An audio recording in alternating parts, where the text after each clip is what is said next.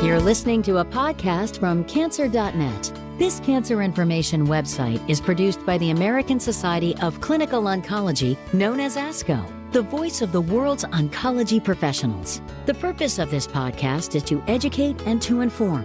This is not a substitute for professional medical care and is not intended for use in the diagnosis or treatment of individual conditions. Guests on this podcast express their own opinions, experience, and conclusions. Guests' statements on this podcast do not express the opinions of ASCO. The mention of any product, service, organization, activity, or therapy should not be construed as an ASCO endorsement. Cancer research discussed in this podcast is ongoing, so data described here may change as research progresses. In this podcast, Dr. Allison Magnuson talks to Beverly Canin, a cancer survivor and patient advocate, about the importance of specialized cancer care for people over 65. They discuss how the healthcare team can assess and provide specific support for people over 65, why people over 65 should be included in cancer research, and tips for people with cancer in this age group.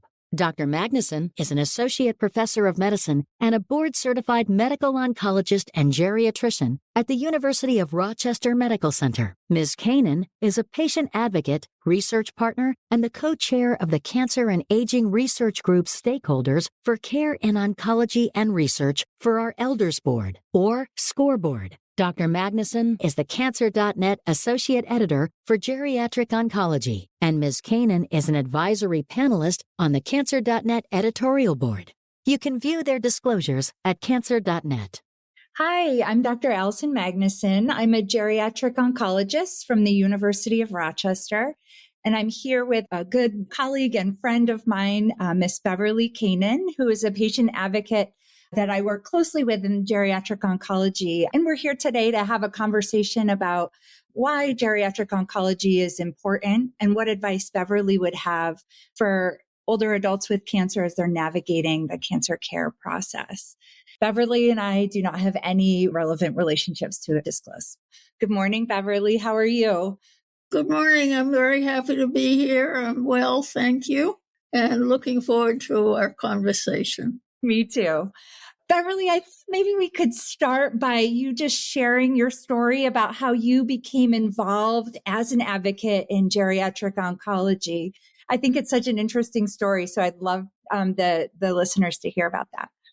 I'm very happy to do that. And I was originally diagnosed with breast cancer in 2000. And for over 10 years, I was a very active advocate for breast cancer, doing support for individuals of all ages and also peer review in the California Breast Cancer Research Program, the Department of Defense Breast Cancer Research Program. I worked in NCI, National Cancer Institute committees, and with the FDA in all those years, doing both personal support for breast cancer patients and committee work at national, state, and local level. I was never made aware of special issues for older adults with cancer until I heard a session at the annual meeting of ASCO, the American Society of Clinical Oncologists. I had been attending that annual meeting, but had never noticed that there was a session on cancer and aging. I was attending sessions that pertained to breast cancer only. And I was kind of blown away at what I heard and the fact that I had been an advocate for so long and didn't understand that there were such severe issues pertaining to cancer care for older adults. It seemed to be based on two basic concepts or realities. In simplistic terms, it was that older adults were systematically ineligible for clinical trials, which meant that the results of clinical trials didn't necessarily apply to older adults. So treatments were being recommended that were based on a different population.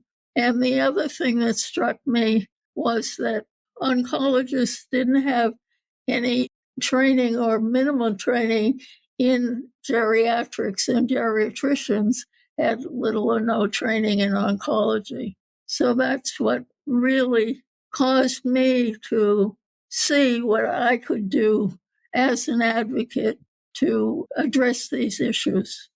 That's great. And, those are some of the reasons why I am so passionate about geriatric oncology and really trying to move forward research about how to best care for older adults with cancer and ensure that older adults are included on clinical trials. I think delving into that piece a little bit more, Beverly, thinking about members of our audience that might be older adults who are talking with their oncologists about treatment options. Knowing that some treatment options might be less studied in older adults or there may be less data, do you have advice for patients when they're talking with the oncologists about kind of how to talk about this and how to ask questions about how they might tolerate treatment or respond to treatment in that regard? Well, of course, the first thing is to know what studies they're basing their recommendations on and whether they included older adults in the results of the study. Unfortunately, all too often, we're going to find that the answer is going to be no. So unfortunately, it really is incumbent upon patients to advocate for themselves and to do some research. And there are places, of course, here, cancer.net is a very good resource. We also have the Cancer and Aging Research Group, which I have worked with now for over 10 years. And on their website, there is help and suggestions for older adults with cancer. The basic idea, I think, no matter who the patient is, to have someone with you to make notes so that you can look back and study later, and to also understand that in most cases, there is time to make decisions. We tend to get very panicked about any kind of cancer, and some obviously are much more aggressive, much more quickly than others. But for the most part, there is time to do a little bit of research and not make decisions hastily. I think that is such important advice. Yeah, always bringing extra supports to help kind of absorb the information too is so key. And really being able to have somebody to talk to about that information in the context of your own personal goals and preferences is so important. I agree also that, patients and their support system can be such an advocate about aging related issues or concerns that they might have that kind of interface with their cancer treatment plan. And I know ASCO and also the ACCC are really working hard to kind of disseminate information into academic and community oncology practices about caring for older adults with cancer. So I think we're all working hard to kind of spread that knowledge, and patients can help us in that too. It just occurred to me it's really important also to understand that one of the primary issues and the thing that really needs to be explored with older adults with cancer is what are their goals? What's their hope for their life? Are they more interested in prolonging their life, no matter what that means, or in the quality of their life? And we have to remember with older adults or with anybody, we actually have 3 ages. We have a chronological age, we have a biological age, and we have a functional age. And those vary with every individual. The chronological age is fixed. That we know. But what that means for your biology or for your function is not relevant at all. And that is something that has to be explored, and that patients need to be thinking about themselves, because some patients are willing to tolerate toxicity for a short term in order to extend their life for varying periods of time. To me, 2-month extension of my life might be very valuable, because there may be something. I may want to go to a wedding or see my granddaughter graduate, whatever it is. There may be a specific goal that I would like to live to see, but for someone else, that may not be important. They don't want to undergo that kind of toxicity because it may also impair your function, or probably will impair the function. I think that's so well said. Yes. And I think it's important for us to kind of comment on how doctors do have ways to talk with patients to assess their functional age and really kind of help understand where patients are coming at in relation to their chronologic age and how that might relate to kind of treatment and also supports that we might put in place to try to optimize that treatment experience. But your advice on the goals and values and talking about what your values are with your oncologist, I think is so important. And really, no matter what your age is, right? And be honest. Be honest. Sometimes we are reluctant to discuss these things, and that can be a real impediment to the right choice for treatment. And it's not always easy to be honest with yourself. You have to really think of yourself and your family, those who are also affected by what happens to you. So it is complicated. It isn't easy. It takes determination. It's good to be fearless as a patient and not be intimidated by your physicians, by your doctors. Yeah, I heard a colleague once say that patients are the experts on their own bodies, right? And their own goals and preferences. So really, they are the experts there, right? And so having that knowledge really makes that perspective so important in the conversation. So making sure there's time and space to talk about that is really important. I also appreciate the clinician who admits that they learn from their patients, that it's impossible to keep up with everything on their own, and that they really need to learn from their patients so they appreciate what patients can bring to them. Absolutely. Yeah. Beverly, we talk a lot about what we refer to as supportive care during treatment, meaning kind of aside from just the cancer treatment, all the extra things that we might put in place for patients to try to help them through their cancer treatment journey as well as survivorship journey. And sometimes as a geriatric oncologist, I'm really using information about aging related things, maybe physical function or cognitive status. I wonder if just from a patient standpoint, you might comment on why some of those aging related aspects might be important in our cancer care and how doctors might create a supportive care strategy for patients. I think we're beginning to learn how to do this. I think that's an aspect that has been missing for a long time in cancer care, not just for older patients, but especially for older patients. There are all kinds of issues. And we have not mentioned specifically the geriatric assessment, but this is an important way of getting to these issues. And unfortunately, again, it's something that may be used in academic centers, but you're not finding that this is happening throughout the healthcare system. And it's very, very important that you use some kind of tool to assess these different ages that we refer to on each patient. And we know that there are several. We know one that is used quite frequently is the one that is found on the Cancer and Aging Research Group site, or CARG site, which has been validated and used widely, but again, not widely enough. But it is a good way to get to these different issues that are not strictly medical. I always use an example of, if we have an older patient come in and we assess how their balance is and how quickly they're able to walk, that helps us estimate, are they at an increased risk of falling at home? Because we know a fall can really be a life-changing event. And starting on cancer treatment or chemotherapy might increase our risk for falls.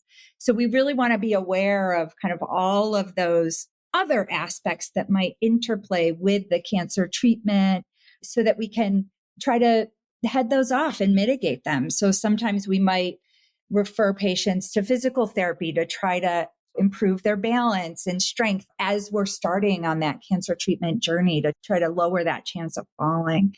And I think the most important step is kind of assessing that, as you said, and figuring out where are those vulnerabilities and how can we intervene to try to help support patients in those spaces better. The other thing patients can do is to connect with other patients who are going through what they're going through. And there don't seem to be specific support groups for cancer and aging or organizations that are focused on older adults with cancer. I'd like to see that happen so that we do have that resource available. But for the moment, I think for the most part, it's a matter of through whatever organizations there are, if they have support groups, to join the support groups and try to meet other patients who are older adults. Excellent. I would love to hear your thoughts on research. Beverly, you've been so active as a research advocate and we've worked together, collaborated in that space. But I'd love to hear your advice for patients, older patients who are considering clinical trials or supportive care research studies. What recommendations you have to them about participating in research and why that might be important? Oh, it's very important. As I mentioned early on, one of the issues that is still prevalent is that eligibility criteria for participation in clinical trials has traditionally excluded older adults for reasons that didn't really make any sense. It was fear of comorbidities. If you have, older adults are likely to have other illness as well. So they were feeling it might confound the results to have this mix, which didn't make any sense at all. And so now we don't have upper age limits on most clinical trials, but there is a need for patients to engage in clinical trials. And I think there are a lot of misconceptions about participation in clinical trials, particularly any of those that have to deal with medical treatment. Patients feel like, I want to know what I'm getting. I don't want to go into a clinical trial that is having some people on a drug and some people are not on a drug. And I don't know which group I'll be in. But what I think behind that concern is that you might not be getting the best care that's available at the time. And that's not true, because any clinical trials, you have to be assured that the participants have at least existing standard of care. And so I think dispelling myths such as that. The other thing is, what you're bringing up, is that there are many, many, many trials that are so important about supportive care for older adults with cancer, because these are the issues that fall by the wayside, but really, really influence how patients are going to respond to treatments. And so I think it's really, really important for older adults to ask their doctors about clinical trials, if they're eligible for clinical trials, and really consider participating in clinical trials. Many older adults will do so not for themselves, not expecting the results to be helpful to them, but for the future generations, to help future generations. And it's very, very important to think in that way, think in those terms. It's also important to find out, if you do start investigating any clinical trial, to find out what the costs might be to you. The ideal situation is that the patient will incur no cost at all, but we have found that that is not always true. And so it's really, really important to investigate that and understand if there is a risk of incurring an expense, which most patients can't do, and understandably. Thanks, Beverly. We've talked a little bit about where patients might be able to go for more resources about cancer and aging information, but I'd love to highlight that. So if you have some just suggestions for patients where they might be able to access that information. We don't have cancer support organizations the way we do for, like breast cancer or lung cancer and the association that supports that. We don't have one that does that, but the best sources, I think, ASCO here and cancer.net providing information for patients. The Cancer and Aging Research Group website also has a page with information. The SIOG, the International Society of Clinical Oncologists, also has a page for patients. So it's really a matter of addressing the organizations that are focused on cancer and aging, mostly focused for the scientists, for the research, for the scientists, but many of them also have pages that help patients. And ACCC, I believe, does also as well as a source for that. Absolutely. Great advice. Lots of resources out there for patients. I wish it were easier than that. It's what we need to develop. We really do need to develop that. But we do have a group. We are engaging patients more and more in research, not as participants in the research, but as partners with the researchers. This has been a very, very important development in advancing the issues and improving the research that is being done about cancer and aging.